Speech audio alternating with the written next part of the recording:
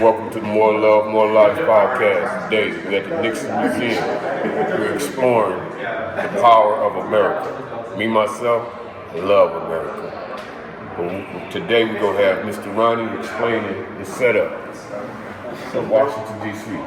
Basically, I was explaining earlier that the entire layout of the city of Washington, D.C. was designed by a scientist by the name of Benjamin Banneker. A black man who's a scientist. He designed the entire layout of the city to match the coordinates of certain constellations and whatnot, as they did in ancient times with the ancient Egyptians or the Mayans and the Aztecs with their own monuments and whatnot. So the entire city of DC is aligned, and all the monuments in America are aligned with constellations of the stars, like the obelisk. The obelisk was a design brought over from Egypt, and they made it for America, so to honor us in America. The White House, to the Capitol building, the Supreme Court, all of these buildings are aligned to match constellations and the stars, because Benjamin Banneker was an amazing scientist and astronomer.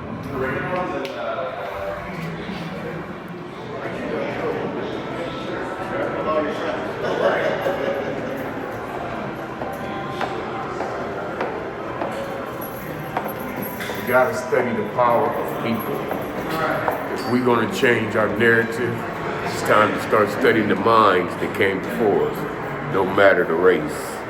Because we're forgetting about that. It's time to grow up and become powerful. This is true power.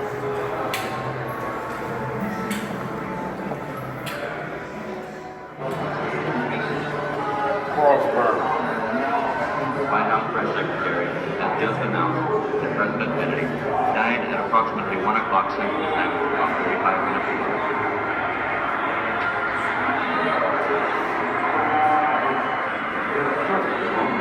Selma. Just here. Just here. Just here. This here is one of the reasons why we as black people are afraid of cops. But it's time to change that narrative. It's time to realize we all are people. It's time to give love. But look what we've been through. Look at our history. Look at this. Brothers are praying for peace. But now what are we fighting? We're fighting ourselves. I feel like an adolescent.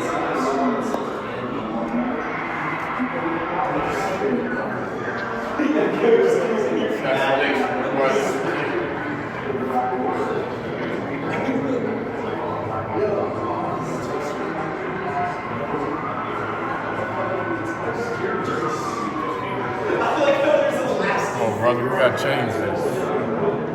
You ever see the screens of Timberwolves sweat off?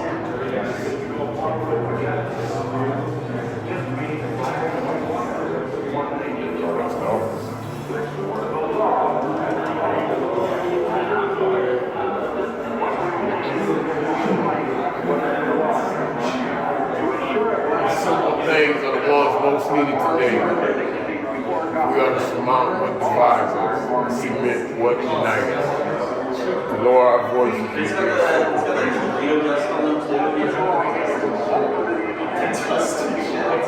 A world in which no people, great or small, will live in angry isolation. Greatest honor history can bestow. I want the giant ones to use it and put it on my car. That's how they design most things. They do it like this. Like, say for instance, they about to build a compound for you. They're just having an artist and an architect bring out the design like this and show you exactly what it's going to look like in real life. We're in the Oval Office. We will be here one day.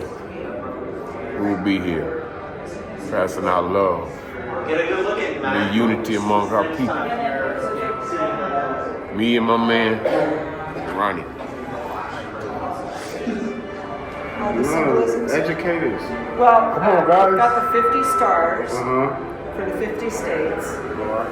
And then from then on, you've got the number 13's repeated for the 13 colonies. Yeah. Uh-huh. So like these circles above here. These are either, I don't know, some people call them globes or clouds. I don't know what they're supposed to be, but there's 13 of those. And then we have like 13 stars here, 13 stripes in a shield, 13 arrows, which symbolizes protection or war, and then 13 olive leaves on the olive branches that symbolizes peace. 13, Yeah. 13, 13 everywhere. 13, yeah, except for the 50 states. So, yeah, it's a presidential seal, and then up here we have it as well. Oh, I didn't know that. I mean, look it up. Yeah. But if you can see the stars, those are a little different than the stars here. Yeah, these are. And I'm told that these are Italian stars, and I don't know why we have Italian. 8-pointed stars. These Yeah, are 5-pointed. five, yeah, kind of interesting. Me and Charles are going to dinner tonight. There you go. We preaching peace. Peace, what we doing? Peace, love, and happiness. That's it. There we go. Let's do this. We signing out. Me and my man. Charles, I love you, man. I appreciate that, brother. No more war, man. No more fighting, all right? That's right. Man, we need to get up in this office. Man, look at me, Charles. Come on. I need to be up here like this, bro.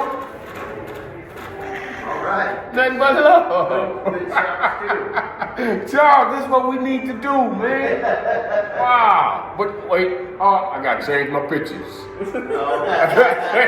They know they caught me, Charles. They caught me. This is what we doing. We seeking peace. The more love, more life. This is what it's about. Peace and unity. We've been doing this for what? Forever. Man, it's time for a change, bro. Ronnie, what you think? Indeed, I agree with you. Piggyback off of you. We definitely need to seek out peace and end the war within our minds and souls. It's nephew right here. Amen. It's time. Let's get this peace going, man.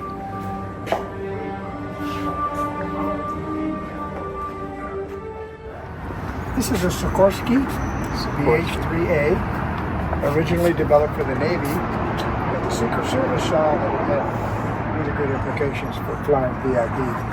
So they grabbed them, and Sikorsky has provided the helicopters ever since. So, like I said, So all military helicopters are Sikorsky? oh no, Just these? just the presidential helicopter. Oh, okay. So like, you know, the Army has Black Hawk. Yeah. Oh, okay. I did not know that. Anyhow, Helicopter. Oh, I'm sorry, Chuck. we used to allow our guests to go inside, but the federal government decided that they want to do that. Oh, they shut it down? Yeah. So You got to call Trump. operates a crew of 3: pilot, co-pilot, flight engineer, who also doubles as a flight attendant. So these are just some photographs of, you know, the old technology. A lot of toggle switches and pressure gauges and so forth. And you can fly it from either side. The pilots normally flew this one from the right seat. What was the range of flight it had? That's a good question. 600 miles Oh, wow. That's, on a full tank. That's decent. Top speed of about 140. Altitude or ceiling about 14,500 feet. So here, right behind the cockpit, you have a jump seat. That's where the flight attendant would sit. And then here, see that, is the president's seat. Now that would be the second window there, the rectangular one. Was it on the driver's side? Or It's on the driver's side and it faces forward. Now, the First Lady, she gets to fly backwards. But there's seats for about 16 other people. Oh, this is the first lady seat. Yeah, this is the first lady seat. Okay. Now she would be She be in front of facing President. facing the president. What you gotta ask Link, man? Hey, Link, I got a question for you, bro. You freed the slaves. Now, did you do that out of your heart? Mm-hmm. You said, huh? All right, wait a minute. Right here on Google, it said you saw freeing the slaves as a necessary tool to preserve the Union, not a personal desire to end slavery outright. So you was doing it for the Union. We thank you, but I think you get a lot of credit.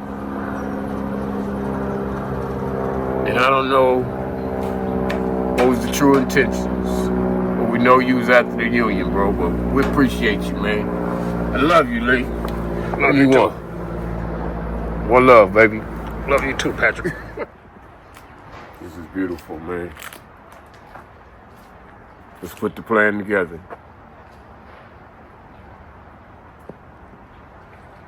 Wow. This is it, huh?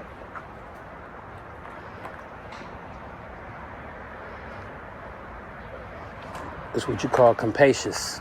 Is this capacious right here? A lot of space. Ooh. They were born a year apart and they died a year apart. Yeah. Wow.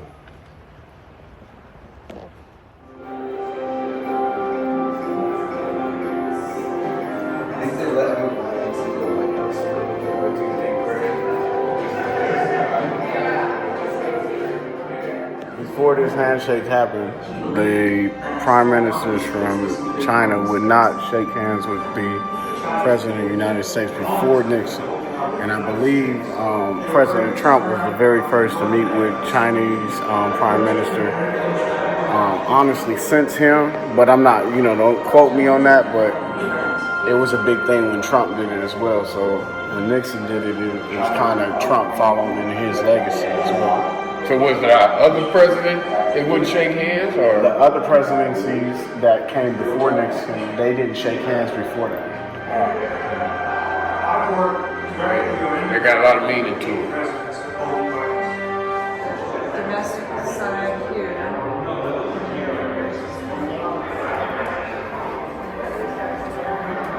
Oh man, I see that. I be forgetting to look up. Wow. And that's Apollo 11.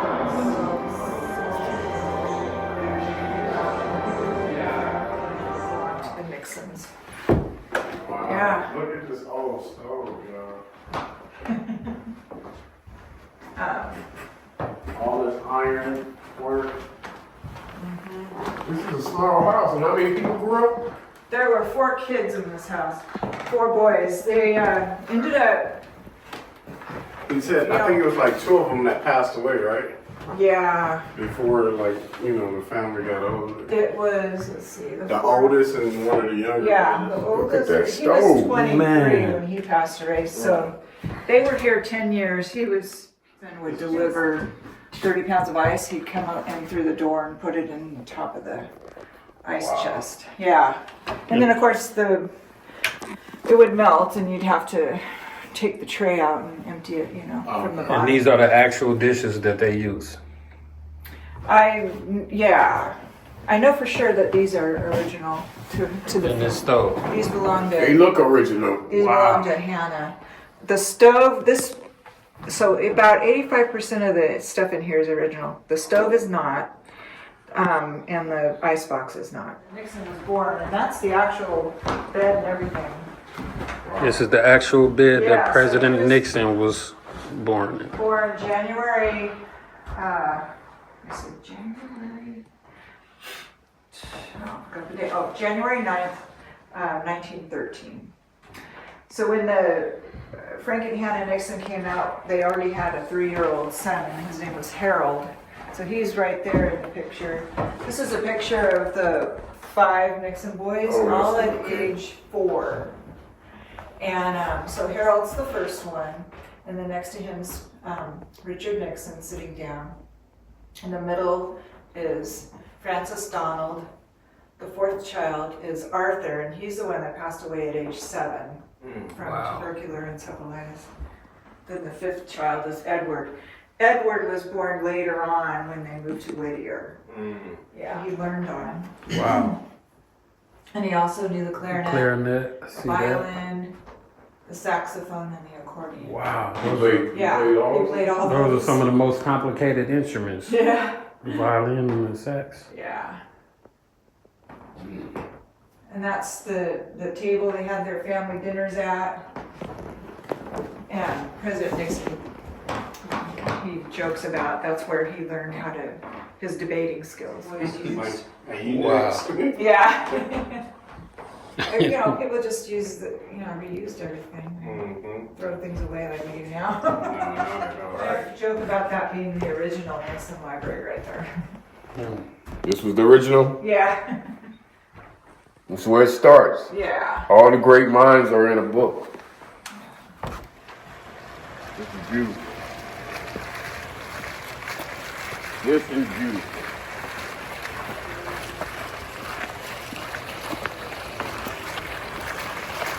Man, this is. Uncle Love, where we at right now? We're at the Nixon President Museum. We're looking at real, true power. This is all his legacy, what he left. And that's why we're here. Because we are dying on the street. And what are we leaving? A stain of blood. Our life was taken. We need to change the narrative, bro. We need to start studying great minds and becoming great ourselves. And stop fighting against the power. Let's become the power. You know what? Let's join together. The Bloods, the Crips, the Hoovers, the 60s, the Dimmerlanes, the Inglewood. Stand up and become one. Do you know the power that would be? To drop your weapons and become one. One in unity. Why? Because of our color. Stop killing each other. Let's do this, bro.